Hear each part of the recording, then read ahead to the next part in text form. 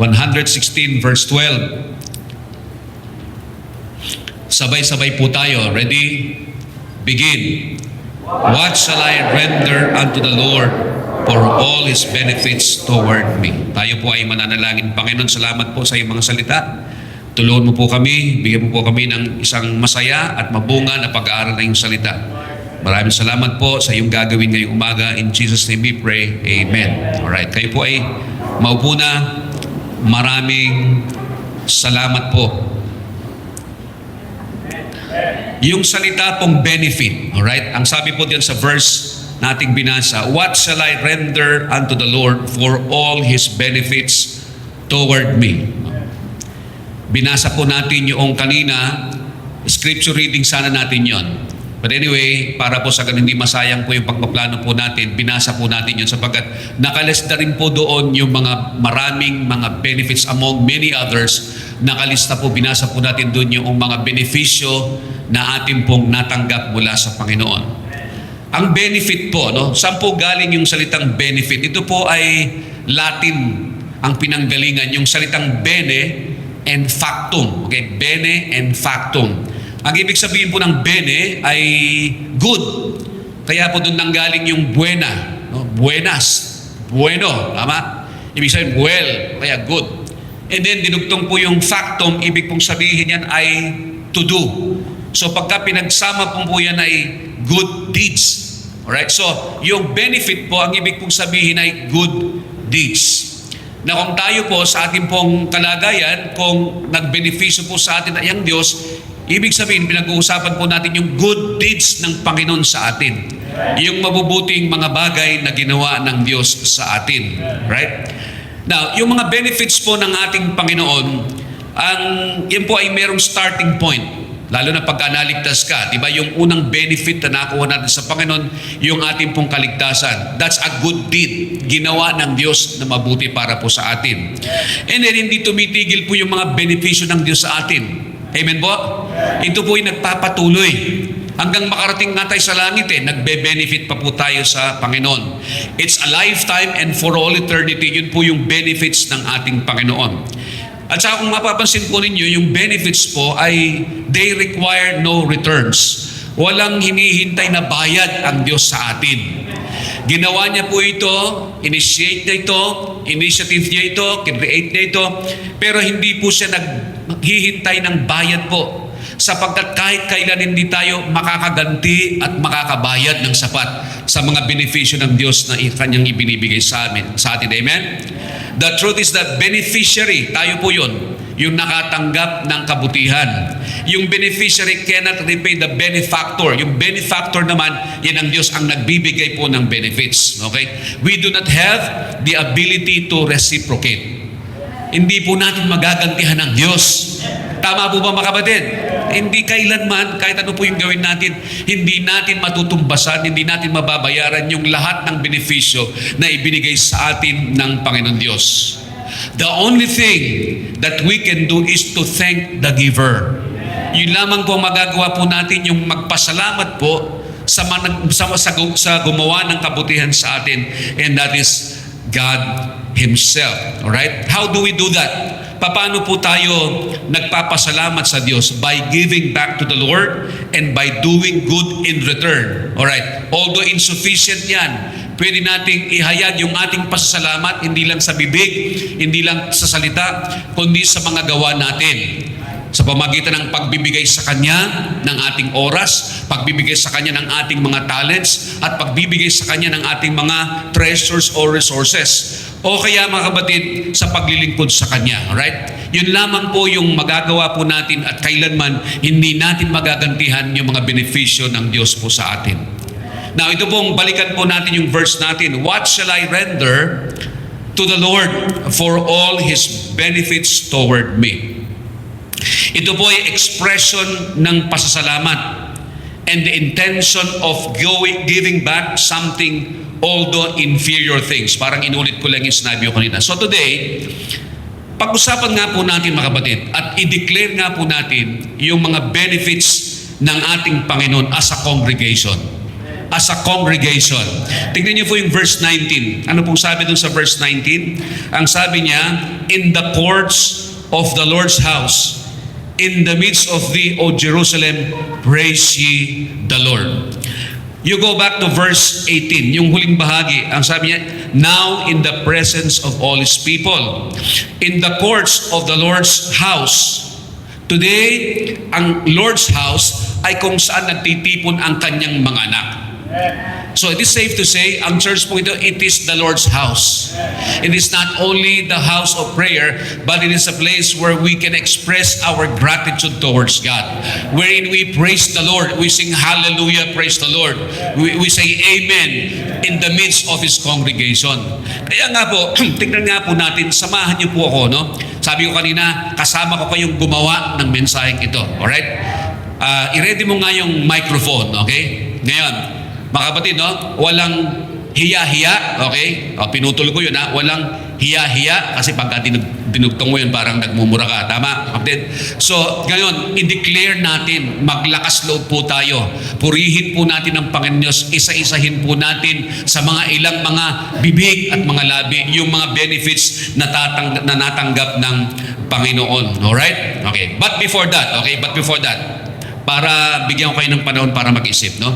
Tingnan niyo po yung mga benefits ng Panginoon, alright? Sa verse 19, ano pong sabi sa verse 19? Binasa na po natin yun, in the courts of the Lord's house, in the midst of the, O Jerusalem, praise ye the Lord. Okay, alright. Ready na po ba kayo? Sino pong mauna?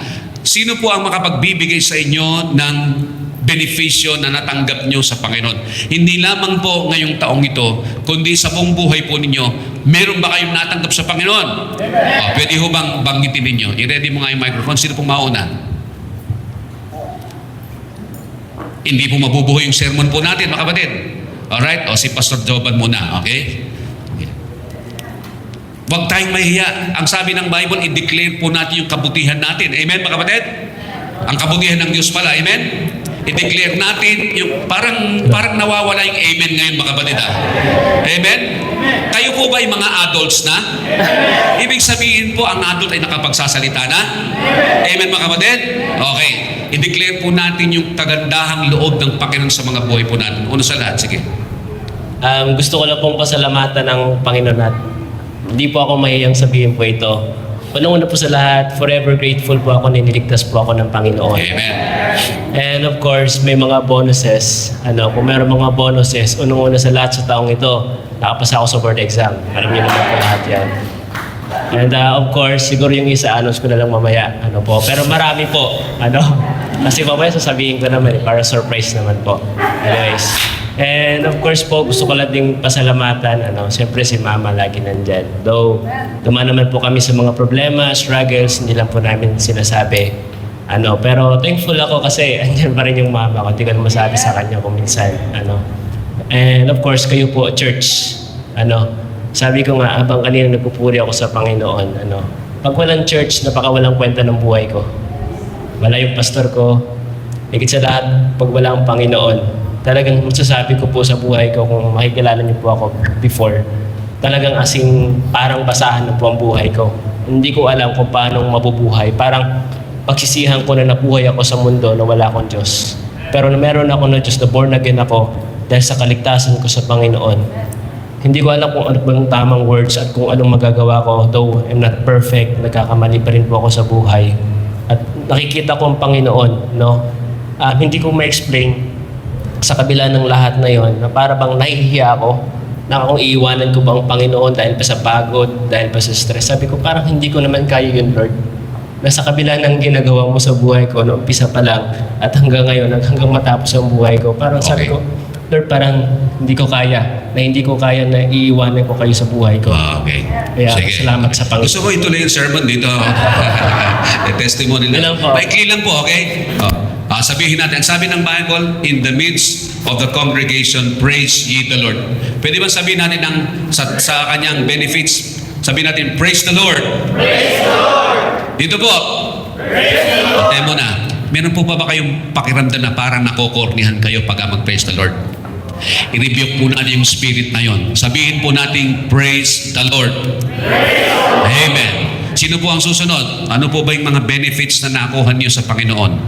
Alright? Tayo muna, puro mga leaders yata yung nagte-testimony, nagbibigay ng benefits. O, si Gerald. Maikli lang Okay. Banggitin lang at saka isang sentence lang. Okay. Actually po, life verse Bawal po yung actually. life verse ko po kasi ito. So, yung verse na po na yun is before ko po malaman yun, naghahanap na po talaga ako ng life verse.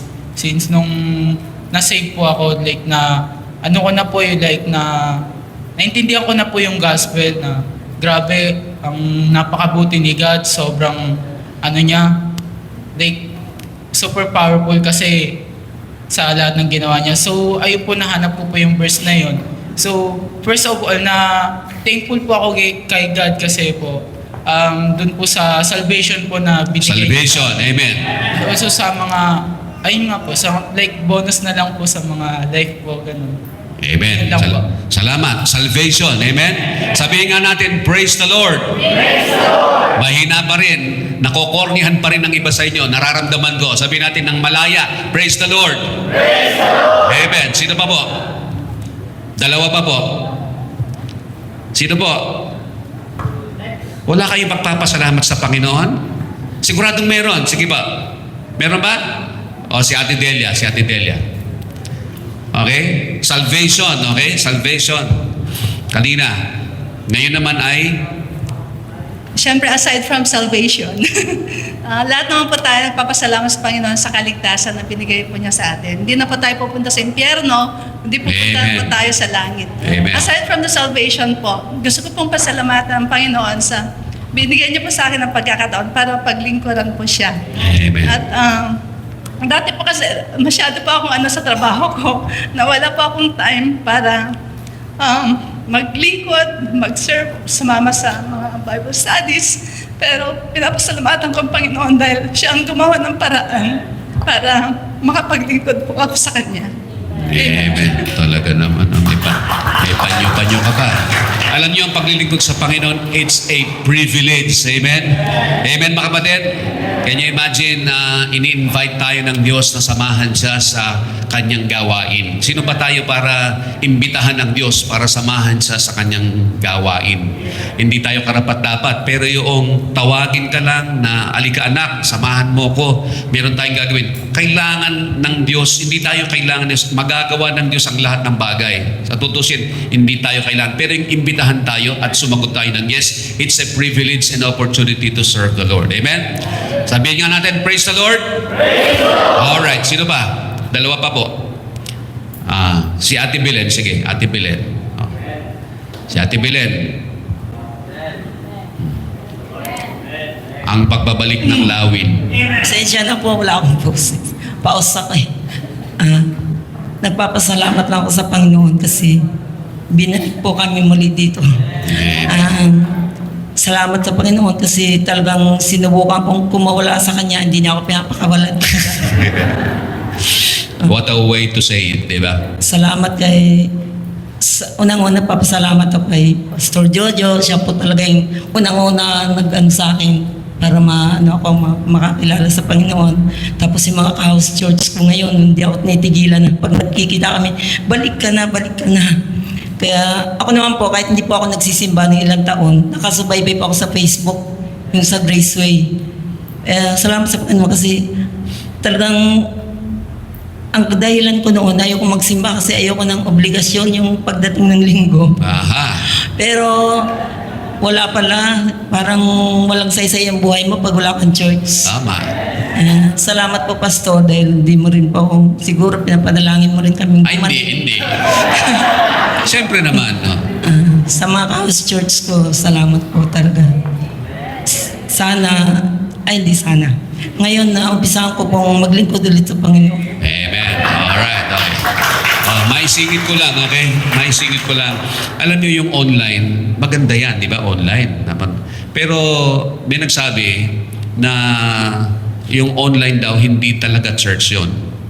Kasi parang nanonood ka lang sa apoy pero hindi mo nararamdaman yung apoy. Di ba? Minsan may fireplace, tapos screen lang ng TV, kunyari may apoy. May apoy, nakikita mo, pero hindi mo nararamdaman. So yung sa online, yung live streaming, nakikita mo pero hindi mo nararamdaman. Ang church po dapat nararamdaman natin. Amen? Alright, o sige. Meron pang isa? Isa na lang. Si Ate Marisa? Hindi. Nag-online. Sige. Ikaw nang tumayo. Dagdagan natin si Pastor Jojo kanina kasi parang gusto niyang tumayo eh. Nagpapasalamat lang po ako sa Panginoon dahil sa napakaraming mga ay yung dumadaan ba sa buhay natin. Tapos yung panahon po natin ngayon, troubled, diba, yung marami pong mga sa balita.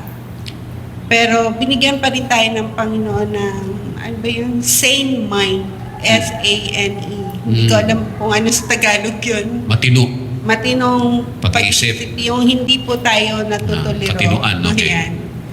Binigyan po tayo ng Panginoon na kahit na maraming mga alalahanin, tayo po ay matatag kay Kristo. At alam po natin na ang lahat ng bagay na yan ay lilipas. Alam po natin na kung ano po yung kakahinatnan ng lahat. Kaya nagpapatuloy po tayong maglingkod. Praise the Lord po. Amen. Praise the Lord. Mag-invitation na tayo, mga kapatid. Totoo yun, mga kapatid, nakakabaliw. May mga nadidepress. Merong mga nagsasuffer na anxiety. Merong mga yung panic attack dahil po sa nangyayari sa paligid. Pero salamat sa Panginoon, binigyan tayo ng malusog at matinong pag-iisip sa kalagitnaan ng lahat ng bagay na ito. Okay? Sige, Pastor Jojo. Papasalamat lang po ako sa Panginoon. Nabigyan po ako ng second chance.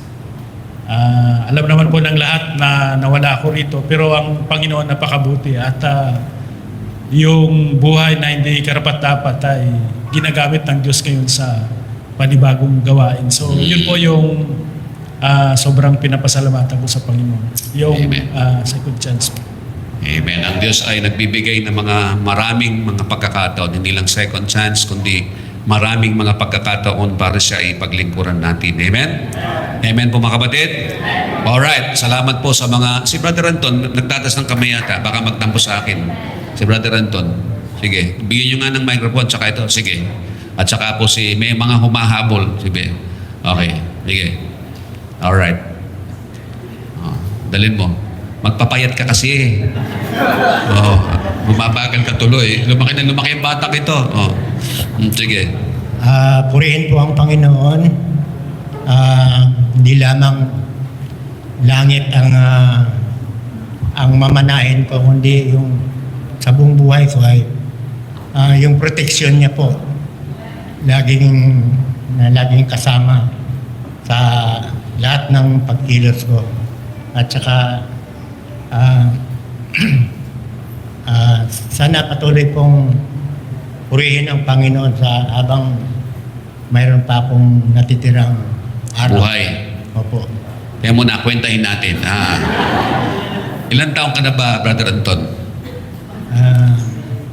68. 68. Ang sabi ng Bible ay 70 lang. Opo. So, I may So, bawas ibig po. sabihin, 2 years, Kalahati. 365 times 2. Ilang araw ka na lang, kapatid. 100. Pero yung bonus na pagkatapos ng 70 years old ay mabubuhay pa tayo, malaking pasalamat po Amen. yun. Amen? Sige, biro lang. Kabiroan ko to. Kaya niyang tanggapin yung mga biro ko. Wala na? Opo. Purihin ang Panginoon. Purihin ng Panginoon. Amen? Si Ate Rosel. Si Ate Rosel. Nagpupuri po at nagpapasalamat ako sa Panginoon sa comfort at saka sa binigay niya po sa akin nung time na na-diagnose.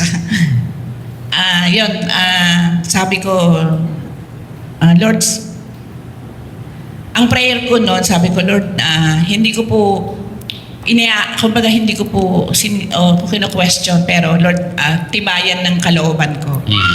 Tapos in-announce ko po yung panalangin po ng mga kapatiran, yung prayer po, ang laking bagay. So, na-comfort po ako doon, yung bigay ng Panginoon ng comfort, siya yung comforter natin at saka yung fellowship, pagpe-fellowship ng isa't isa at saka yung mga prayer po. Amen. Alright. Isigaw nating lahat ang praise the Lord. Praise the Lord! Amen. Alright. Ngayon, pagka bumalik ka sa ating text, yung chapter 116, yung lahat ng mga binanggit ninyo ay merong kategorya yan. Alright? Una sa lahat, tignan natin, no? Balikan po natin, no? Nandyan po yung unang benefit na matatagpuan natin dyan, yung deliverance, no? Yung bang the Lord delivers people from death, from tears, and falling. Yung pagliligtas ng Panginoon, pagka sinabi natin pagliligtas, hindi lang yung kaluluwa, kundi habang nandito tayo, nililigtas tayo ng Panginoon, no? Nililigtas tayo ng Panginoon sa, kuminsan, nandoon yung parang mamamatay ka na. Sa lungkot, nililigtasin tayo ng Panginoon. At saka yung mahulog tayo o madapa tayo. And then also, kung babasahin mo rin yun, nandun yung comfort. Because the Lord comforts people in times of trouble and sorrow. Pag kami nawala po sa atin, ang Diyos ang nag-aaliw po sa atin. Amen? Sa pamamagitan ng Kanyang Holy Spirit, sa pamamagitan ng Kanyang mga salita, kino-comfort tayo ng Panginoon. Walang kabulahan ng buhay kung lagi na lang nasasadlak sa lumbay, sa kalungkutan. Kaya nga po meron po tayong Holy Spirit sapagkat siya ang ating comforter. Salamat sa Panginoon sa kanyang comfort. Amen? Nandyan din po yung kanyang hearing. Ibig sabihin ay dinidinig ng Panginoon yung ating pong mga panalangin. Yung ating pong mga request ay pinagkakalob ng Diyos. Sino po sa inyo ang merong answered prayer ngayong sa loob ng 365 years? Sinagot ng Panginoon ang inyong mga panalangin. Alright. Kukunti lang po yung sinagot na, sa inyo na panalangin. Siguro nahihiya lang kayo. Maging malaya po kayo sa pag-express natin ng pagsamba sa Panginoon ngayon. Amen? Nagpapasalamat tayo, dinidinig ng Panginoon ang ating mga panalangin. And then, also, makikita rin natin yan yung preservation. Ibig sabihin, the Lord preserves the simple, sincere, and upright. Ibig sabihin, yung bang iniingatan ng Diyos ang bawat isa po sa atin. Sa lahat ng situation, ang Diyos ang nag-iingat po sa atin. And then also, makikita natin dyan yung pag-protection. Yung bang tinatakpan tayo ng Diyos sa mga kapahamakan. The Lord protects those who put themselves under His protection. Ngayon, kung tayo po ay pupunta po dun sa Psalm 103 verses 1 to 7. 103 verses 1 to 7. Isama po natin itong mga benefits na ito. Alright? 103 verses 1 to 7. Tingnan po natin. Ang sabi ng Bible, "Bless the Lord, O my soul, and all that is within me. Bless His holy name." Yung ibig sabihin bless dyan, ibig sabihin ay purihin, okay, i-magnify. Kailanman hindi mo pwedeng pagpalain ang Diyos. Amen? Hindi po ibig sabihin pagpalain mo ang Diyos. Ibig sabihin bless His name, ibig sabihin purihin ang Kanyang pangalan. And then verse 2 sabi niya, "Bless the Lord, O my soul, and forget not all His benefits." Nabanggit na naman doon yung good deeds ng Panginoon. And then, naka-mention dyan, naka-enumerate dyan yung mga benefits. Unang-una po sa lahat, yung forgiveness. Nagpapasalamat po ba tayo sa Panginoon na kinalimutan ng Diyos ang ating pong mga kasalanan? Amen?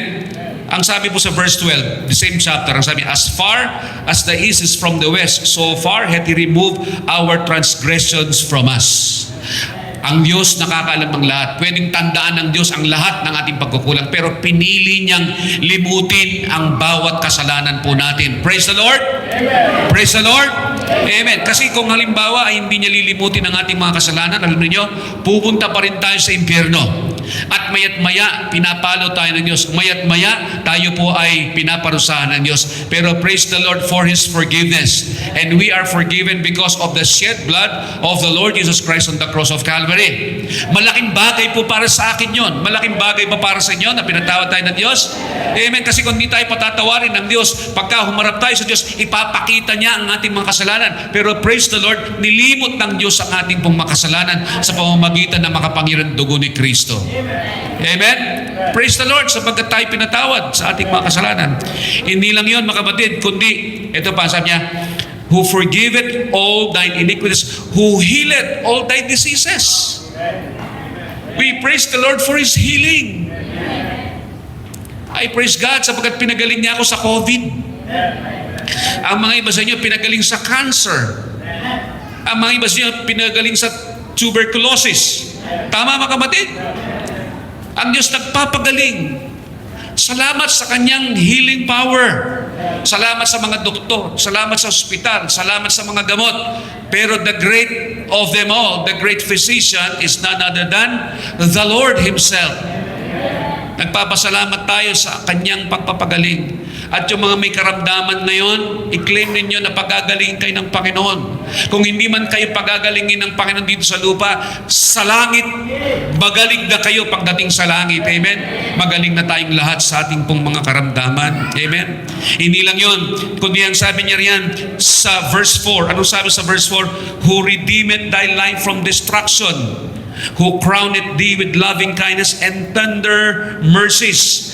Maraming salamat po sa habag ng Diyos. Amen? Nahahabag ang Diyos sa ating kanyang mga anak. Ang habag po ang ibig kong sabihin, yung dapat sa atin dumapong kapahamakan ay pinigilan ng Diyos. Unang-una sa lahat, yung mercy niya na hindi tayo mapahamak sa impyerno. Pinigilan ng Diyos yun na hindi na tayo magpupunta sa impyerno. Amen po ba kapatid? That is mercy. Hahabagan ng Diyos. Look at the description of God's mercies. Ang sabi sa verse 4 ng the same chapter, verse 9, ang sabi sa verse 9, He will not always chide. Ibig sabihin, hindi laging magagalit ang Diyos. Neither will He keep His anger forever. That is mercy. Kasi kung mananatiling galit ang Diyos sa mga kasalanan natin, wala tayong makukuhang pakinabang sa Kanya. Lagi tayong madadapa, lagi tayong masasaktan, hanggat punta tayo sa impyerno sapagkat siya po ay galit sa kasalanan. Pero ang Diyos hindi mananatiling galit. Napapawi ang galit ng Diyos sapagkat siya ay mahabaging Diyos.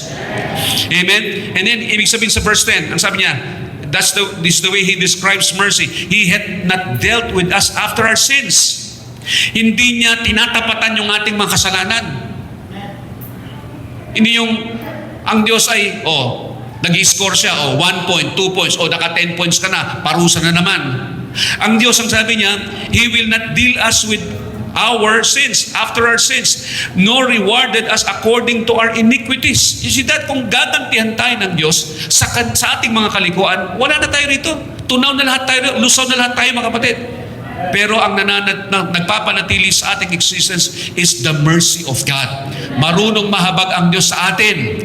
I-review mo yung 63 days. Okay? Tama ba? 65 days, hindi. Meron pa tayong natitira eh. I-review mo yun. Sa loob ng mga mahabang mga araw na yun, nagkasala ka. Kung halimbawa tinapatan ng Diyos ang bawat kasalanan, pinaparusahan ng Diyos, araw-araw tayo nagkakasala. Kung araw-araw tayong pinaparusahan ng Diyos, wala na pong buhay sa atin mga kapatid. Pero ang kanyang habag ay mayaman. Ganyan po ang habag ng Diyos. Hindi lang yun. Ang sabi niya, for as the heaven is high above the earth, so great is the mercy toward them that fear Him. Maabot ba natin ang langit, mga kapatid? Ganon kalawak. Ganon kalaki. Yung kahabagan ng Diyos, ibig sabihin, mga kapatid, yung mga kasalanan natin are many, but His mercy is bountiful. His mercy is immeasurable. Tama mga kapatid? Salamat sa kanyang habag sa atin, mga kapatid. And then, hindi lang yun. Ang sabi niya sa verse 12, nabasa na natin kanina, as far as the east from the west, so far hath He removed our transgressions from us. Inalayo tayo sa kapahamakan, inalayo tayo sa ating mga kasalanan. Ibig sabihin, wala ng kasalanan kahit isa ang pwedeng gamitin para sa ikapapahamak ng ating kaluluwa. Hinugasan, tinakpan, inalayo sa atin ang ating mga kasalanan. Yun po yung mercy ng Panginoon. And then, ang sabi sa verse 13, gusto ko to, sabi niya, like as a father pitieth his children, so the Lord pitieth them that fear Him. Katulad ng ama na nahahabag sa kanyang mga anak, kayo po mga ama kayo, alam ninyong ibig sabihin nito, nahahabag tayo sa ating mga anak sapagkat yung mga anak natin, helpless niyan, lalo na nung sila yung mga bata. Tama mga kapatid? Nahahabag tayo hanggang ngayon mga kapatid, may memory sa akin. When my memory lane takes me to those events, alam nyo hanggang ngayon mga kapatid, malalaki na yung mga anak namin, pero pagka naisip ko, yung kinahahabagan ko sila at that moment, hanggang ngayon mga kapatid, nahahabag pa rin ako, naluluha pa rin ako, mga kapatid. Kaya naunawaan kong ibig sabihin ito. Ang ang Diyos, nahahabag siya sa atin na parang mga paslit na walang magagawa at hindi natin matutulungan ang ating mga sarili. Ganong kabait ang Diyos, nahahabag siya sa kanyang mga anak na parang ang tingin sa atin ay helpless. At yung umiiyak, humihingi ng awa, humihingi ng tulong. Ganon mahabag ang Diyos sa kanyang mga anak dan sa mga taong may takot sa Kanya. And then ang sabi niya, verse 14, "For He knoweth our frame. He remembereth that we are dust." Can you see that? Sapagkat sabi niya, He knoweth our frame. Alam niya yung ating balangkas. Alam niya yung ating kakayanan. Parang isang tulayan, di ba sa mga tulay, mayroong limit. Tama? O ito, halimbawa, 3 tons lang ang pwede riyan. Yun lang ang kaya ng bridge na yun. Pagka bumigat parang babagsak yung tulay. Ganon din tayo mga kapatid. Hindi tayo bibigyan ng mga anong bagay na bigatin sa buhay. Hindi tayo bibigyan ng problema. Hindi tayo bibigyan ng mga pagsubok na hindi mo kaya. Kaya mo yan. Amen? Sabihin mo sa katabi mo, kaya mo yan kapatid. Magpapatuloy ka lang. Kaya nating lahat yan. Ganon mahabag ang Diyos sa atin. And for that we praise the Lord. Amen? Alam niya ang ating kakayanan. Hindi tayo bibigyan ng anumang tukso, pagsubok na hindi natin kayang labanan. Kaya po nating buhatin yung mga burdens and loads that God gives to us. And then ang sabi niya, He remembereth that we are dust. Alam ng Diyos na tayo'y alabok lang. Alam ng Diyos na tayo'y marupok. Alam ng Diyos na tayo'y mapapawi dito balang araw, mga kapatid. Kaya ang kanyang ibibigay ay hindi mas mataas dun sa ating pagkakagawa, mga kapatid. Praise the Lord. Can you say praise the Lord? Praise the Lord. And then, ang sabi niya doon sa verse 5, ang sabi doon sa verse 5, "Who satisfieth thy mouth with good things, so that thy youth is renewed like the eagles." Hindi lang yung forgiveness, hindi lang yung healing, hindi lang yung mercy, kundi yung supply ng Panginoon sa atin. Kumakain tayo ng sapat. Amen po ba mga kapatid? Hindi tayo nagugutom. At pagkatapos hindi lang yon, hindi lang dun sa hindi tayo nagugutom, kundi nasisihan pa tayo sa kanyang mga binibigay. Amen? Ngayon lang no? Ngayong Kapaskuhan hindi ka lang kumain, kundi nasiyahan ka pa sa kinain mo. Ang sabi ng Bible, "Who satisfieth thy mouth with good things, so that thy youth is renewed like the eagles." Yun pala yung dahilan kung bakit ka kumakain, para lumakas ka. Amen? Hindi para magkasakit. So ingatan din natin yung mga kinakain natin. Amen mga kapatid? Kasi ang sabi niya, "Who satisfieth thy mouth with good things, so that thy youth is renewed like the eagles." Para lumakas ka. Kasi lakas ka ng agila. Ibig sabihin, nare-renew ka, nare-rejuvenate ka. So ang food, yan ay nutrition, hindi para magdala ng sakit sa atin. Reminder po mga kapatid, amen po? Kaya hinay-hinay po tayo. Kayong mga kumain ng ilang kilong litson ngayon mga kapatid, magsisi kayo, humingi kayo ng tawad sa Panginoon. Mag-iingat po tayo sa mga kinakain po natin. Amen po mga kapatid? And then hindi lamang yun, hindi lang yung supply and satisfaction, but the defense, pagtatanggol ng Diyos. Alam mo ba pinagtatanggol ng Diyos ang kanyang mga anak? Anong sabi niyan? "The Lord executed righteousness and judgment for all that are oppressed." Sa mga naaapi, sa mga nabubuli, naririnig ng Diyos ang inyong mga hibik. Naririnig ng Diyos ang inyong pagsumbong sa Kanya. Ngayon dito sa lupa, maaaring hindi tayo makakuha ng katarungan. Pero alam ng Diyos ang dinadaanan mo. Kaya kang ipagtanggol ng Diyos. Siya yung defense po natin, mga kapatid. So dahil po sa mga benefits na ito, balikan po natin yung text natin. Sabi niya, "What shall I render unto the Lord for all His benefits toward me?" Now, balikan ko kayo para tulungan niyo akong gawin yung message na ito. Ulitin natin. Sa mga hindi pa nagsasalita, ano ang pwede mong gawin dahil sa mga benefits ng Panginoon? Anong pwede mong ibigay sa Panginoon dahil sa kanyang benefits? Alright, microphone. Sino pong mauna sa inyo? Ano po ang pwede po nating gawin sa lahat ng kanyang benefits?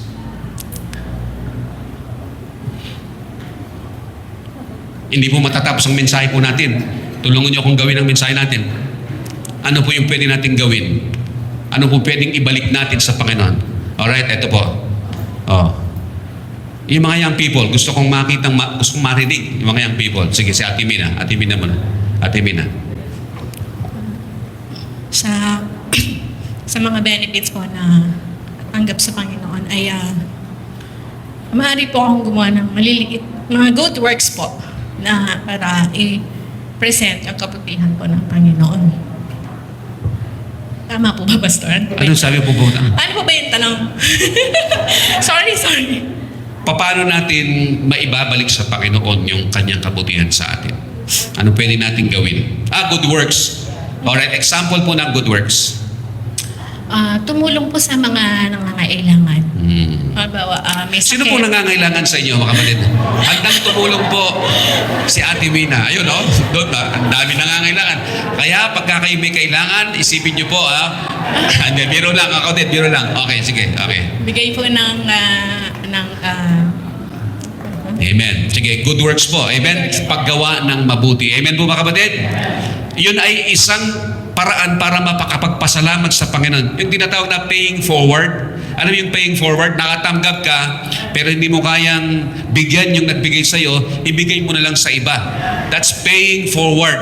Alright? That phrase. Please remember that. You have to pay it forward. The Lord benefits you so that you can benefit others. The Lord has blessed you so that you can be a blessing to other people. Amen? Salamat po, Ate Bina. Amen. Sino pa po? Alright. Sino nagtatas ng kamay? Ikaw, Brother Ramil? Brother Ramil. Okay. Yan, sige. Nagtatas si Ate Judith. Kinakabahan ako. Nagtatas si Ate Judith. Magpatuloy maglingkod sa Panginoon at sumunod. Patuloy maglingkod sa Panginoon. Amen? At sumunod. Tama, di ba? Follow or obey and serve the Lord. That's the only thing that you can do dahil sa mga benefits niya. Alright, sino ba? Si Ate Judith. Okay, si Ate Judith. Okay, pagbigyan na. Sa akin ay boses na binigay ng Panginoon. Wow, yung boses niya. Okay, kaya pala awit ka ng awit. Okay, sige. Amen. Praise the Lord. Amen, mga kapatid. Yung mga iba sa inyo, magaling umawit. Wala naman kayo sa choir. Tama, mga kapatid? Sige. Yan po. Yan lang po. Ayun. Okay. Aawit siya sa Panginoon. Amen? Alright. Huwag mo lang masyadong lakasan. Biro lang, okay. Ito, kabiruan ko rin din. Sino ba? Sino ba yung... si Brother Santi. Ito, si Brother Santi. Sana sa mga young people din. Ito mga young people. Mamaya, sige, okay. Yeah. Nagpapasalamat po ako sa Panginoon sa pagkakataon na magamit para po sa kanyang gawain. Lalo na po sa pagbibigay po. Pagkakaloob. Amen, mga kapatid? Hindi natin mababayaran, pero yung pong ating makakayanan ay pwede nating ibigay sa Panginoon. Sige, EJ Boy. Nagpapasalamat po ako sa Panginoon sa salvation, kaya bibigay ko po yung talents ko. Ano ba yung talent mo, anak? Tugtog? Tumugtog po. Ano pa? Magturo. Magturo? Ano pa? Kumanta. Ano pa? Yun lang. Okay, sige. Okay, salamat. Sino pa? Sino? Sino? Si Matneo. Matneo. Sige, Matneo. Anong pwede mong iganti sa Panginoon? Pwede ko na lang po, Humarap ka sa tao, anak. Sige. Sige. pwede ko na lang po gawin is ibalik po yung pagmamahal na binigay niya sa akin na mamuhay ng tama po para po Mamuhay ng tama. Wow, diba? Mamuhay ng tama. Amen? Yun ang purpose natin kung bakit tayo niligtas ng Panginoon, mamuhay ng tama. Amen po, mga kapatid? Kasi pagka ginagawa natin yon, parang nakakaganti ka na rin kahit inferior lang, kahit konti lang sa ginawa at ibinigay ng Diyos sa lahat ng kanyang benepisyong ginawa sa buhay mo. Amen? Meron ba? Meron ba? Meron ba? Sige, si Nicole. Is po yung every opportunity sa pag-share po ng good news. Sa pag-share ng good news. Amen po? Upang sa ganun, may makakilala rin sa Panginoon. Amen po, mga kapatid? Pagka nagsishare tayo, naglilingkod tayo, parang sinasabi mo sa buhay mo, nagpapasalamat ako sa iyong kabutihan, Panginoon. Ganun yun. Okay? Meron pa? Meron pa? Sino? Si Lori daw. Si Lori. Okay. Nagturoan na sila. Sige. Sige. Si Lori po ang nag-iisang flutist po natin. Amen? Na babae. Yung male po, si Brother Justin. Amen? Nasaan si Brother Justin? Oh, sumakit na naman ang chance. Sige. Sige. Ano po, ibigay po yung time, treasure, and talent. Talaga, parang preaching yan. Time, treasure, and talent sa Panginoon. Amen. Wala na? Wala na po? Sige, si Jan daw. Si Jan. Tinuro ka ni Danes sige.